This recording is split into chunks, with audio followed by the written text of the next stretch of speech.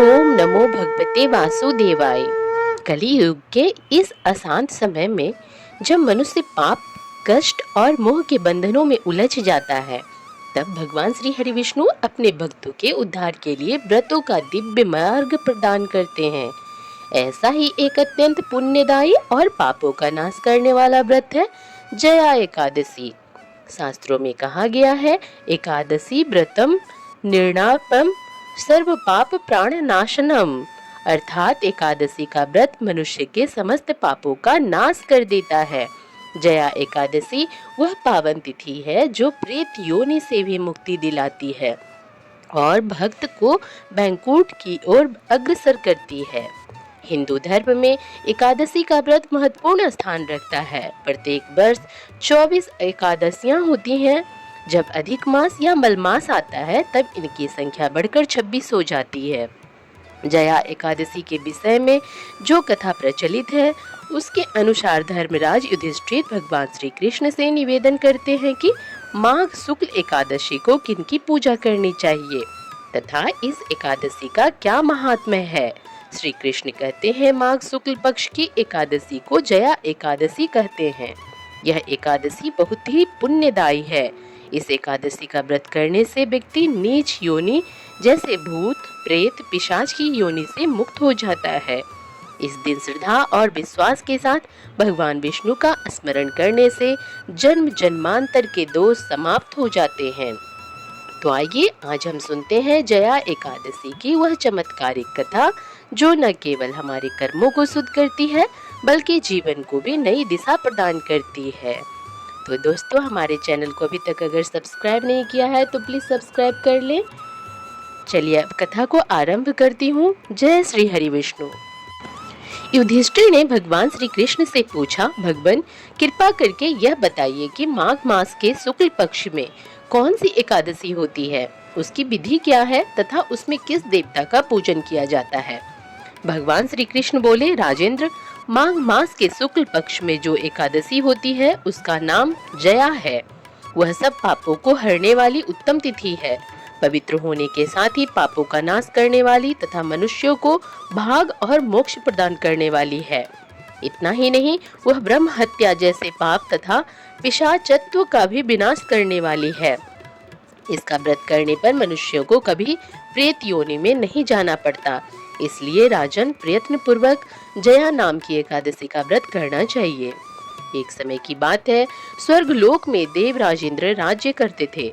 देवगण पारिजात वृक्षों से युक्त नंदन वन में अप्सराओं के साथ विहार कर रहे थे। 50 करोड़ गंधर्वों के नायक देव राजेंद्र ने स्वेच्छानुसार वन में विहार करते हुए बड़े हर्ष के साथ नृत्य का आयोजन किया। गंधर्व उसमें गान कर रहे थे, जिनमें पुष्पदंत, चित्रसेन तथा उसका पुत्र ये 3 प्रधान थे। चित्रसेन की स्त्री का नाम मालिनी था। मालिनी से एक कन्या उत्पन्न हुई थी जो पुष्पवंती के नाम से विख्यात थी। पुष्पदंत गंधर्व का एक पुत्र था जिसको लोग माल्यवान कहते थे। माल्यवान पुष्पवंती के रूप पर अत्यंत मोहित था।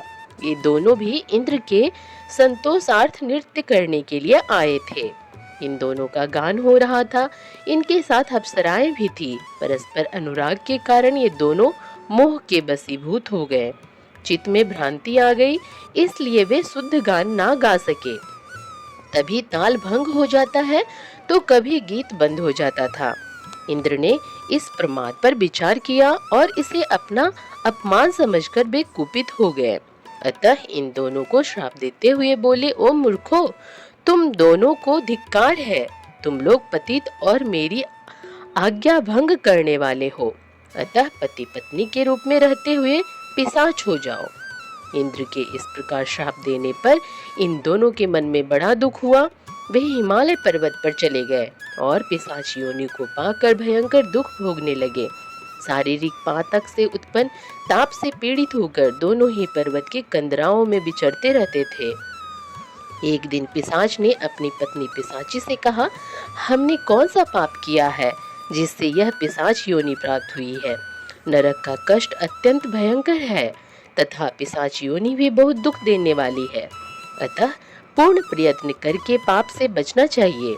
इस प्रकार चिंतामग्न होकर वे दोनों दुख के कारण सूखते जा रहे थे। दैव योग से उन्हें माघ मास के शुक्ल पक्ष की एकादशी की तिथि प्राप्त हो गई।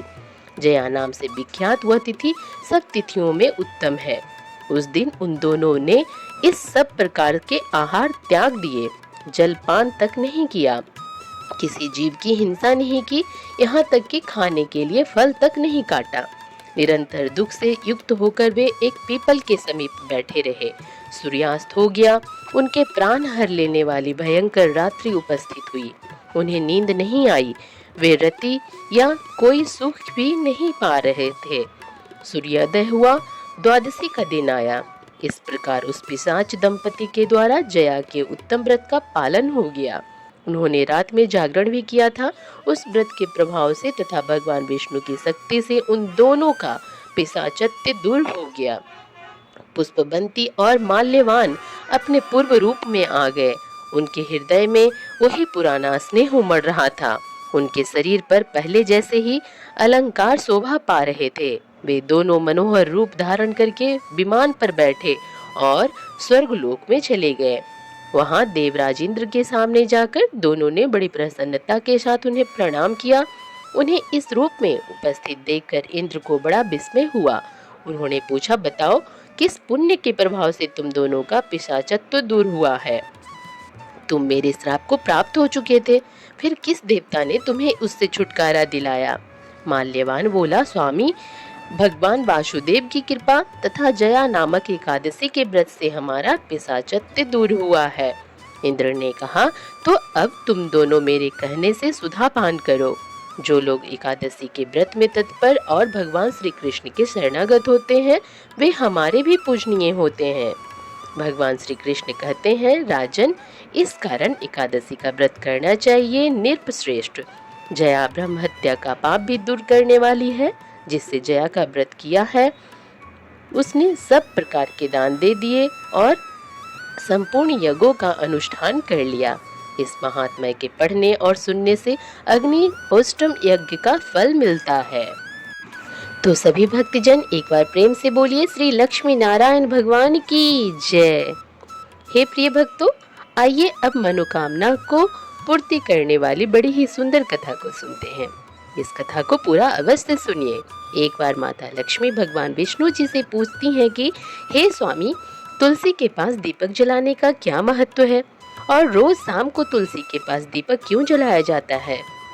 इससे मनुष्य को कौन सा फल प्राप्त होता है?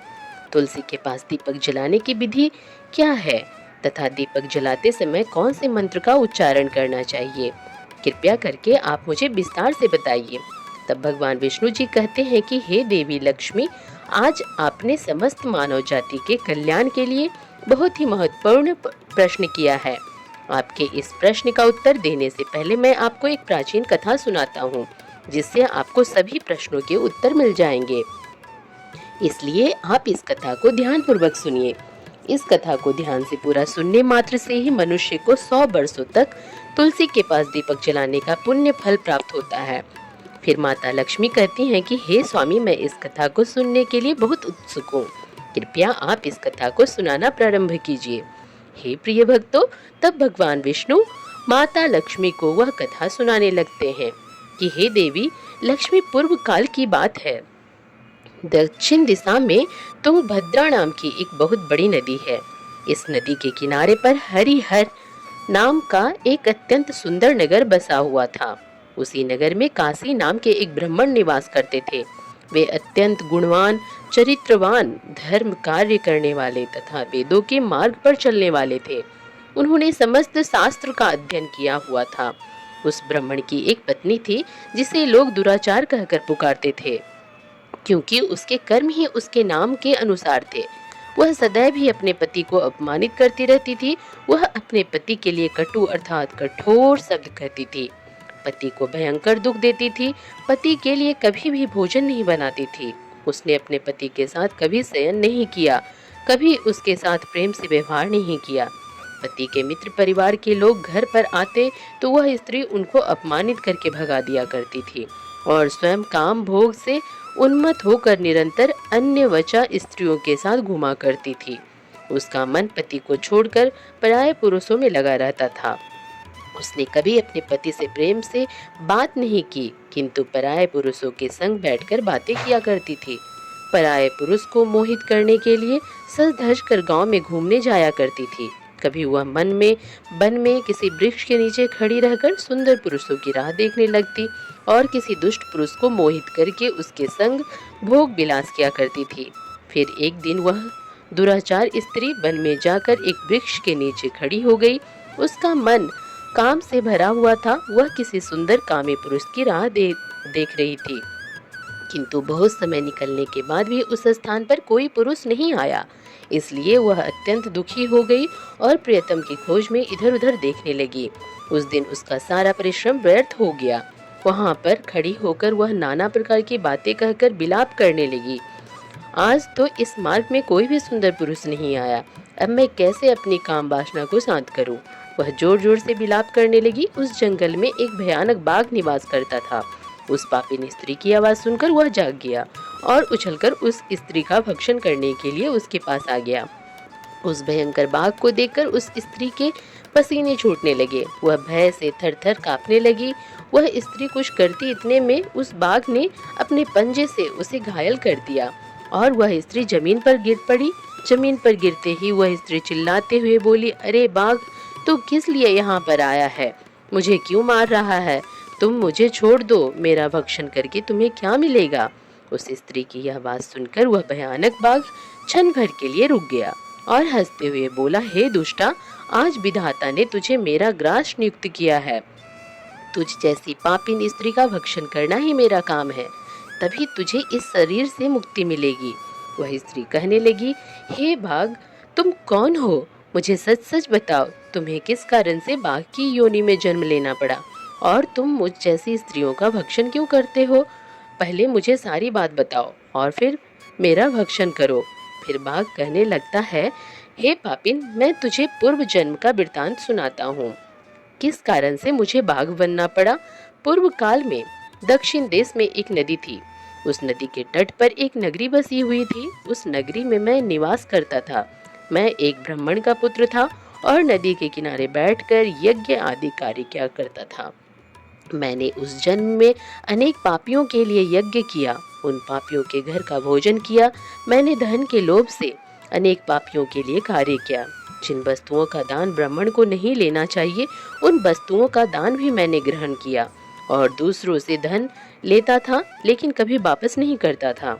इस प्रकार से पाप करते हुए मुझे बहुत साल बीत गए और मैं वृद्ध हो गया। मेरे बाल सफेद हो गए, मुंह के सारे दांत गिर गए, लेकिन फिर भी मेरी दान लेने की आदत नहीं छूटी और मैं पाप करता चला गया।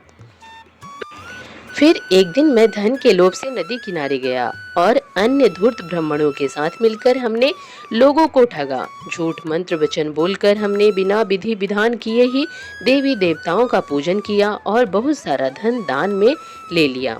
फिर उसी स्थान पर एक बीमार कुत्ते ने मेरे पैर में काट लिया और मैं मूर्छित होकर गिर पड़ा। उसी क्षण मेरे प्राण चले गए।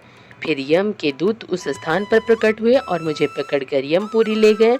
यहाँ पर यमराज ने चित्रगुप्त से मेरे कर्मों का लेखा जोखा निकालने के लिए कहा। फिर चित्रगुप्त कहने लगे, हे धर्मराज, इस ब्राह्मण ने घोर पाप किए हैं। इसने दूसरों से झूठ कहकर धन लूटा है। विधि विधान से पूजा न करके झूठ मंत्र बोलकर भगवान का अपमान किया है। इसलिए यह पापी ब्राह्मण केवल नरक जाने के ही योग्य है। फिर यमराज ने अपने दूतों को आदेश दिया कि मुझे नरक की अग्नि में डाल दिया जाए और कई वर्षों तक सजा भोगने के बाद मुझे बाघ का शरीर प्राप्त हुआ और मैं इस दुर्गम वन में निवास करने लगा। मैं अपने पूर्व जन्म के पापों को याद करके कभी महात्मा, साधु पुरुष, सती स्त्रियों का भक्षण नहीं करता हूँ। मैं केवल पापी, दुराचारी तथा उल्टा स्त्रियों का ही भक्षण करता हूँ ताकि मुझे पाप से मुक्ति मिल जाए। फिर बाघ उस स्त्री से कहने लगा, हे पापिन, तेरे आचरण से तो उल्टा दिखाई देती है। अपने पति को छोड़कर तो इस वन में अन्य पुरुषों के साथ भोग विलास करने के लिए आई है, इसलिए आज तो मेरा ग्रास अवश्य बनेगी। इतना कहकर उस बाघ ने अपने तीक्ष्ण नाखों से उस पापी ने स्त्री के टुकड़े टुकड़े करके उसे खा लिया। फिर उस स्थान पर यम के दूत प्रकट हुए और उस पापिन स्त्री को उठाकर यमपुरी ले गए। चित्रगुप्त ने उस स्त्री का लेखा जोखा निकाला और यमराज को बताया। यमराज ने उस स्त्री को घोर नरक में डाल दिया। कई वर्षों तक नरक की अग्नि में जलने के बाद उसने फिर पृथ्वी लोक पर एक चंडाल के घर में जन्म लिया और वह फिर से दुख भोगने लगी। इस दुख को सहन करते करते एक दिन वह तीर्थ में स्नान करने के उद्देश्य से अनंतपुरा में चली गई। वहां पर एक आश्रम के बाहर निवास करने लगी। वहां उसमें एक तुलसी का पौधा था। अन्य स्त्रियों को वहां पर तुलसी के पास दीपक जलाते हुए देखकर उस पापी स्त्री ने भी वही किया। उसने तुलसी के पौधे के पास एक दीपक जला दिया। फिर उसी रात हृदय घात से उसकी मृत्यु हो गई और यमराज के दूत उसे ले जाने के लिए वहां पर प्रकट हुए। जैसे ही यमराज की दूत उस पापी स्त्री को पाश में बांधकर ले जाने लगे, तभी भगवान विष्णु के दो पार्षद उस स्थान पर प्रकट हुए और उन्होंने उन दोनों को रोक लिया और कहने लगे, हे दूतों, इस स्त्री को तुम छोड़ दो। यह स्त्री नरक जाने के योग्य नहीं है। तुम किसके आदेश से ऐसा धर्म कर रहे हो? तब उन यमदूतों ने कहा, हम यमराज के आदेश से लेने आए हैं, किंतु आप हमें किस कारण से रोक रहे हैं? यह स्त्री तो अत्यंत पापी है। तब भगवान विष्णु के पार्षद कहने लगे, यह स्त्री तो विष्णु भक्त है, यह नरक जाने योग्य नहीं है। इसमें श्याम को तुलसी के पास दीपक जलाया है, इसी कारण से इसके समस्त पाप नष्ट हो गए हैं। इसलिए अब यह नरक जाने के योग्य नहीं है, यह स्वर्ग जाने के अधिकारी है। पार्षदों की बात सुनकर यमदूत ने उस स्त्री को उस स्थान पर छोड़ दिया और यमलोक लौट गए। वहां जाकर उन्होंने यमराज को सारा वृत्तांत सुना दिया। फिर भगवान विष्णु के पार्षद उस स्त्री को दिव्य विमान में बैठाकर स्वर्गलोक को ले गए। हे प्रिय भक्तों, आगे भगवान विष्णु कहते हैं, हे देवी लक्ष्मी, इस प्रकार से तुलसी के पास केवल दीपक जलाने मात्र से ही मनुष्य के सभी पाप नष्ट हो जाते हैं। जो स्त्री नित्य शाम को तुलसी के पास दीपक जलाती है, वह सौभाग्यशाली बनती है। उसके पूर्व जन्मों के सभी पाप नष्ट हो जाते हैं, उसे सुख समृद्धि की प्राप्ति होती है।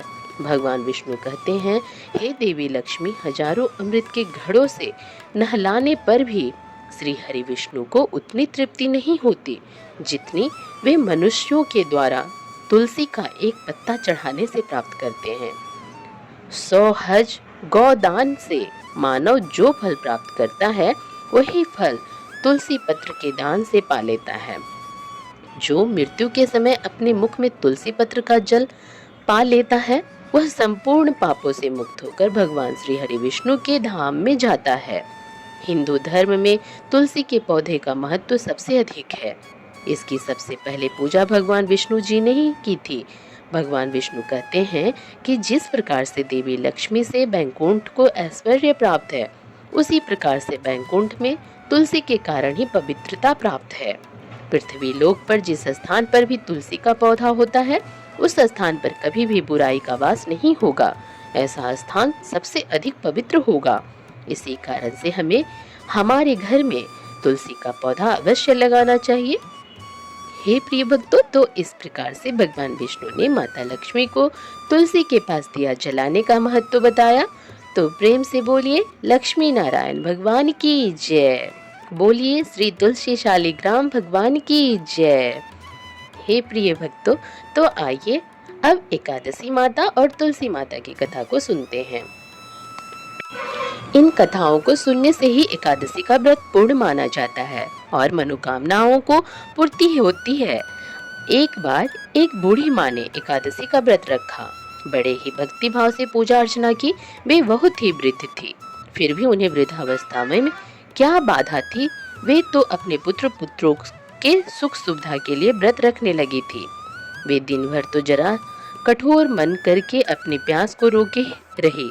दिन में पूजा पाठ किया, कथा सुनी और पंडित जी को मिट्टी के पात्र में भरकर पानी और ऋतु फल दान में दिए। डोना भर भर के भूरा शक्कर वितरण किया। दिन में गर्मी बहुत थी, जिसकी वजह से उन्हें गर्मी के कारण बहुत बेचैनी हो रही थी। इस कारण से बहुत देर तक बूढ़ी माई पानी में पड़ी रही और पानी से कुल्ला करती रही, मुंह धोती रही। तब कहीं थोड़ा बहुत धैर्य बंध पाया। धूप तो तेज पड़ रही थी, इस कारण बार बार मुंह सूख रहा। बूढ़ी माँ बहुत बेचैन हो रही थी। एक तो बुढ़ापा और दूसरा यह भयंकर गर्मी। वृद्धावस्था की स्थिति तो बहुत दूसरी ही प्रकार की होती है। जैसे तैसे रोध हो के दिन तो कट गया। अब पहाड़ सी रात सामने थी। उसका कटना बड़ा ही कठिन दिखाई दे रहा था। खटिया पर पड़े शांति नहीं मिल रही थी। वे बार बार करवट बदल रही थी। अनेक बार वे बाहर जाती और भीतर आती। उन्हें घर के अंदर शांति नहीं थी। फिर वे पड़ी पड़ी एकादशी माता का स्मरण करती रही। वे कहती रही कि हे माता जी, आप मेरी लाज रखिएगा। आप ही मुझे शक्ति दीजिएगा, जिससे मैं भली भांति आपका व्रत पूरा कर सकूं और यह पहाड़ सी रात शांति पूर्वक व्यतीत हो सके। प्यास के कारण बूढ़ी माँ की बेचैनी तो बढ़ रही थी। उन्होंने धैर्य रखने का बहुत प्रयास किया, तो सहनशीलता की सीमा टूट गई और वे घबरा कर एकदम चिल्ला पड़ी। बोली कि बचाओ बचाओ। अम्मा का चिल्लाना सुनकर परिवार भर के नर नारी, बच्चे, पड़ोसी एकत्रित होकर बूढ़ी अम्मा की खटिया के समीप आ पहुंचे। सबने पूछा कि अम्मा जी, आपको क्या हुआ? आप क्यों चिल्ला रही हो? आप इस वृद्धावस्था में यह कठिन व्रत क्यों कर रही हैं अम्मा जी? शक्ति से भी भक्ति होती है। थोड़ी ही देर में वे फिर से बोली, अरे हमारे तो प्राण ही निकल ले जा रहे हैं। मेरी छाती पर ठंडे पानी का घड़ा रख दीजिए। नाती नातिया ने दादी की छाती पर ठंडे पानी का पात्र रख दिया। तब कहीं उन्हें थोड़ा सा आराम मिला और थोड़ी देर के लिए उन्होंने अपनी आंखें बंद कर ली। एकादशी माता ने सोचा कि यह बूढ़ी अम्मा है तो बहुत कठोर, जरा जाकर उसकी परीक्षा लेनी चाहिए। एक एकादशी माता आधी रात को मुर्गा बनकर टेर लगाने लगी। मुर्गा की आवाज सुनकर दादी जल्दी से उठी और बाहर जाकर आसमान की ओर देखा, किंतु आसमान में कहीं उन्हें प्रातःकालीन तारा नहीं दिखाई दिया। अम्मा सोचने लगी कि यह मुर्गा क्यों और कैसे बोल गया। उन्हें प्यास तो लग ही रही थी थोड़ा बहुत, और उनका मन भी विचलित होने लगा था। किंतु अंत में उन्होंने दृढ़ निश्चय किया कि मैं व्रत को पूर्ण करके ही छोड़ूंगी, चाहे भले ही मेरे प्राण निकल जाएं। यह सोचकर फिर वे खटिया पर शिथिल होकर लेट गई। थोड़ी ही देर में एकादशी माता ने उनकी फिर से परीक्षा लेनी चाहिए। एक छोटी सी बालिका एक गिलास में शरबत लेकर उनके सिरहाने खड़ी हो गई और जोर से बोली, दादी जी, सवेरा हो गया है, आप हाथ मुंह धोकर शरबत पी लीजिए। पहले तो शरबत का गिलास देखकर अम्मा का मन ललचा है लगा, किंतु अचानक व्रत का स्मरण हो आया और उन्होंने सोचा कि मैं किसी भी प्रकार से अभी शरबत नहीं पी सकती हूँ, और वे शांतिपूर्वक अपनी खटिया पर लेट गई। फिर थोड़ी ही देर में उन्हें ऐसा लगा जैसे किसी ने उन्हें पानी के कुएं में पटक दिया हो। वे बड़ी देर तक उस कुएं में हाथ पांव चलाती रही, किंतु उन्होंने अपने मुंह में पानी की एक बूंद भी नहीं जाने दी और वे दृढ़तापूर्वक अपना व्रत पालन करती रही। थोड़ी ही देर में ना जाने कहां से सामने आग जलने लगी, जिससे भारी गर्मी बढ़ने लगी। प्यास के कारण प्राण निकलने लगे, किंतु बूढ़ी अम्मा का कुछ भी नहीं बिगाड़ पाया। वे जहाँ की तहाँ मुस्कुराती हुई सी बैठी रही। थोड़ी ही देर में बाहर प्रकाश दिखाई देने लगा। ऐसा लगा कि जैसे सवेरा हो गया हो। बूढ़ी अम्मा ने जब बाहर निकलकर देखा तो समझ गई कि अभी सवेरा होने में 3-4 घंटे की देरी है। यह जानकर वे शांतिपूर्वक इधर उधर घूमने फिरने लगी। एकादशी माता यह बात अच्छी तरह से समझ गई थी कि वह बूढ़ी अम्मा किसी भी प्रकार से अपने व्रत से नहीं डल सकती। वे उनके सत्य व्रत को अच्छी तरह से समझ गई। सवेरा होते ही बूढ़ी माता ने स्नान किया, भगवान का पूजन पाठ किया, एकादशी माता की कथा सुनी, ब्राह्मणों को दक्षिणा देकर भोजन कराया। तब कहीं उन्होंने जल ग्रहण किया। कन्याओं को भोजन कराने के बाद अम्मा ने स्वयं भोजन किया। उस श्रेष्ठ व्रत के प्रताप से बूढ़ी अम्मा की आयु में वृद्धि हो गई। उनका घर परिवार हरा भरा हो गया। घर में अब उनके कोई अभाव नहीं रहा। वे हर तरह से सुख साधनों से संपन्न हो गई। नाती नातिन से उनका घर भर गया और उसी दिन से 12 महीने की एकादशी का व्रत करने लगी। एकादशी माता के व्रत के प्रताप से इस संसार में हर प्रकार के सुख भोग कर अंत में बैकुंठ धाम को चली गई। जैसे एकादशी माता ने बूढ़ी माता और उनके परिवार को हरा भरा किया, ऐसे ही एकादशी माता हम सभी की मनोकामना को पूर्ण करे। तो बोलिए एकादशी माता की जय, बोलिए तुलसी शालिग्राम जी की जय। हे प्रिय भक्तों, अब आइए सुनते हैं भगवान श्री गणेश की कथा।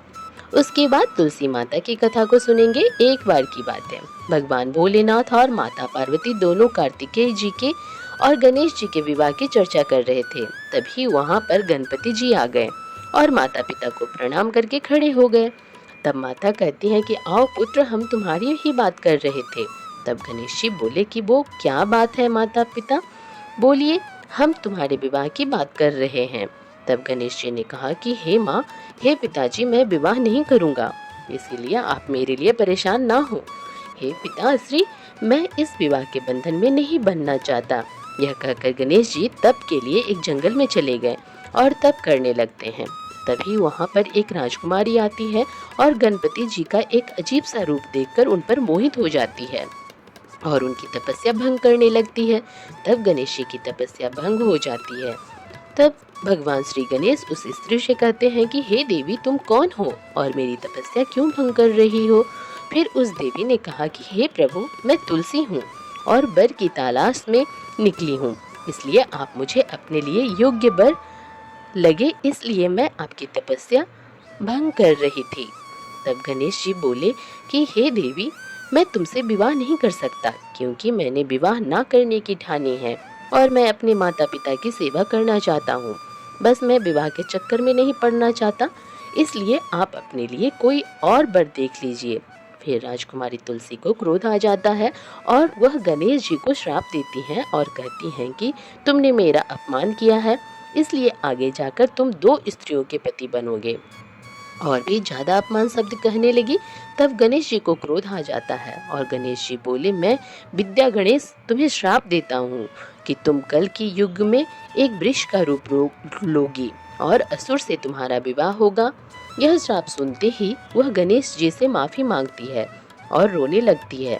तब गणेश जी उनको रोता देखकर उन्हें क्षमा कर देते हैं और तुलसी जी को यह वरदान देते हैं कि तुम कलयुग में पूजी जाओगी और श्री विष्णु की पूजा तुम्हारे बिना पूरी नहीं होगी और मेरी पूजा से तुम दूर रहोगी और घर घर तुम्हारी पूजा हो, तुम सब वृक्षों में प्रथम होगी और श्रेष्ठ होगी। इस तरह से गणेश जी माता तुलसी को वरदान देकर वहां से चले जाते हैं। और कुछ समय के बाद गणेश जी को विवाह का मन करने लगा और वह विवाह करना चाहते थे, पर कोई भी देवता गणेश जी का अजीब सा रूप देखकर अपनी पुत्री देना नहीं चाहते थे। जब किसी देवता का विवाह होता तो गणेश जी को बड़ा ही क्रोध आता। एक दिन गणेश जी और मूषक ने मिलकर एक योजना बनाई और कहा कि जब मेरा विवाह नहीं होता तो मैं भी किसी का विवाह नहीं करने दूंगा। अब क्या था, जब किसी देवता का विवाह होता तो वो मूषक वहां जाकर सब कुछ उथल पुथल कर देते। सभी देवता यह देखकर बड़े परेशान हो गए और सबने मिलकर ब्रह्मा जी के पास जाने का निर्णय किया। ब्रह्मा जी ने कहा कि ठीक है, मैं कुछ करता हूँ, और उन्होंने दो कन्या को बुलाया, एक रिद्धि और दूसरी सिद्धि, और कहा कि तुम दोनों गणेश जी के पास मेरे साथ चलो और जो मैं तुम्हें कहूँ वही काम करना। और वह तीनों गणेश जी के पास चले गए। ब्रह्मा जी ने गणेश जी से कहा कि यह मेरी पुत्रियां हैं, आप इन्हें ज्ञान दें। गणेश जी ने दोनों को ही ज्ञान देना शुरू कर दिया और जैसे ही किसी का विवाह होता मूषक गणेश जी के पास आता और अपनी बात कहने ही लगता। वैसे ही रिद्धि और सिद्धि गणेश का ध्यान अपनी ओर कर लेती थी। ऐसे ही सभी देवी देवताओं का विवाह हो गया। जब यह बात गणेश जी को पता चली तो वह क्रोधित हुए। तभी वहाँ पर ब्रह्मा जी आ जाते हैं और श्री गणेश जी से कहते हैं कि आप मेरे दोनों पुत्रियों से विवाह कर लो। यह बात सुनकर गणेश जी खुश हो जाते हैं और बड़े ही धूमधाम से श्री गणेश जी का विवाह रिद्धि और सिद्धि के साथ हो जाता है। और कुछ समय गुजर जाने के बाद रिद्धि और सिद्धि के दो पुत्र होते हैं। रिद्धि का पुत्र शुभ और सिद्धि का पुत्र लाभ, और एक कन्या होती है जिसका नाम संतोषी होता है। हे प्रिय भक्तों, इस प्रकार से गणेश जी का विवाह संपन्न होता है। तो प्रेम से बोलिए जय श्री गणेश, जय श्री गणेश। गणेश देवता सबकी मनोकामनाएं पूर्ण करना, हे विघ्नहर्ता आप सबके काज को पूर्ण करना। ओम नमः शिवाय, जय श्री गणेश। हे प्रिय भक्तों, अब सुनते हैं तुलसी माता के जन्म की कथा। एक बार भगवान शिव ने नेत्र से तेज रूप भयानक ज्वाला निकली, जिसे सृष्टि की रक्षा के लिए भगवान शिव ने इस मूत्र में डाल दिया। भगवान शिव से निकले उस महान तेज से एक बालक का जन्म हुआ जो बहुत ही तेजस्वी और शक्तिशाली था। जल में जन्म होने के कारण उसका नाम जलंधर पड़ा। कालांतर में जलंधर असुरों का राजा बना। जलंधर का विवाह दैत्यराज काल नेमी के पुत्री वृंदा के साथ हुआ। वृंदा परमेश्वर भक्त और पतिव्रता स्त्री थी। जब भी जलंधर युद्ध में जाता तब वृंदा पति की रक्षा के लिए भगवान के ध्यान में लीन हो जाया करती थी और जलंधर पतिव्रता स्त्री के तेज से युद्ध में सुरक्षित रहता था। एक बार स्वर्ग का आधिपत्य पाने के लिए जलंधर असुरों की विशाल सेना के साथ देवताओं से जा भिड़ा। जलंधर के नेतृत्व में असुर ने देवताओं को पराजित कर दिया। स्वर्ग पर असुरों का राज हो गया। देवतागण भागे भागे देवगुरु बृहस्पति जी के पास पहुँचे। बृहस्पति जी के से कहने लगे, हे देवतागण भगवान विष्णु जी की शरण में पहुँचे। देवता की प्रार्थना सुनकर भगवान विष्णु उनकी सहायता के लिए जलंधर से युद्ध करने के लिए गए, पर भगवान विष्णु शिव के तेज से उत्पन्न जलंधर को पराजित नहीं कर सके और उसे वर मांगने को कहा। फिर जलंधर ने बड़ी ही चालाकी से भगवान विष्णु को लक्ष्मी सहित अपने महल में रहने का आग्रह किया, जिसे भगवान विष्णु मना भी नहीं कर सके। इस तरह से जलंधर ने भगवान श्री हरि विष्णु से भी अभय प्राप्त कर लिया। इसके बाद हार कर देवतागण देवगुरु बृहस्पति के साथ भगवान शिव की शरण में गए। देवताओं की सहायता करने के लिए भगवान शिव जलंधर से युद्ध करने के लिए गए और भगवान शिव भी उसे पराजित नहीं कर सके, क्योंकि वृंदा का सतीत्व तेज उसकी रक्षा में था। भगवान विष्णु शिव जी के पास पहुँचे और कहा कि हे देव, जो आप अपने तेज से उत्पन्न जलंधर को पराजित नहीं कर पा रहे हैं, उसका कारण जलंधर की पतिव्रता स्त्री वृंदा के सतीत्व की शक्ति है। आप जलंधर से युद्ध करें और मैं वृंदा का ध्यान भटकाने का प्रयत्न करूंगा, क्योंकि जलंधर का वध सृष्टि के कल्याण के लिए आवश्यक है। यह कहकर भगवान श्री हरि विष्णु जलंधर का रूप धर के उनके महल में पहुंचे तथा तब वृंदा अपना पति आए समझकर तब छोड़कर उनकी सेवा सत्कार में लग गई। इधर भगवान शिव ने जलंधर का वध कर दिया। जलंधर का वध होते ही दूत वृंदा को खबर देने पहुंचे। तब वृंदा को समझ में आ गया कि उसके साथ छल हुआ है। तब वृंदा ने भगवान विष्णु को अपने असली रूप में आने को कहा और क्रोध में आकर वृंदा ने भगवान विष्णु को श्राप दिया कि एक सती स्त्री का सतीत्व भंग करने के अपराध में तुम हृदय ही पत्थर हो जाओ। विष्णु जी ने वृंदा के श्राप को सिरोधार्य कर कहा, हे देवी वृंदा, तुम्हारे तथा जलंधर के कल्याण के लिए मुझे ऐसा करना पड़ा। तुम दोनों को श्राप मुक्त करना था।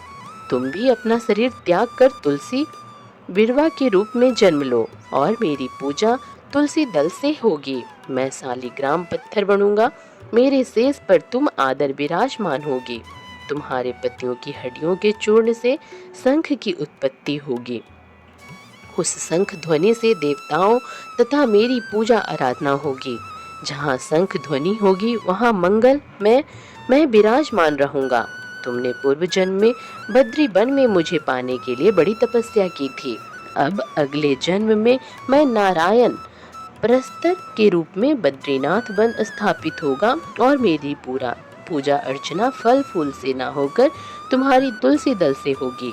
मेरे शीश पर विराजमान होकर तुम मुझसे भी ऊंचा पद प्राप्त करोगी। हे प्रिय भक्तों, इसके बाद वृंदा योगा यज्ञ में भस्म हो गई। तब उसी भस्म से एक पौधा उत्पन्न हुआ जिसे तुलसी कहा गया। भगवान विष्णु के उसी पत्थर रूप की मतलब कि शालिग्राम से तुलसी विवाह की परंपरा शुरू हुई। इस प्रकार से भगवान विष्णु ने तुलसी का उद्धार किया। तो प्रेम से बोलिए लक्ष्मी नारायण भगवान की जय। बोलिए श्री तुलसी शालिग्राम की जय। हरे कृष्णा। हे प्रिय भक्तों, यह थी आज की महापुण्य फलदायी कथा। उम्मीद करती हूँ यह कथा आपको पसंद आई होगी। अगर अच्छी लगी हो तो इसे शेयर कीजिए, लाइक कीजिए और चैनल को सब्सक्राइब नहीं किया हो तो चैनल को सब्सक्राइब कीजिएगा। जय श्री हरि विष्णु, जय श्री लक्ष्मी माता, जय एकादशी माता।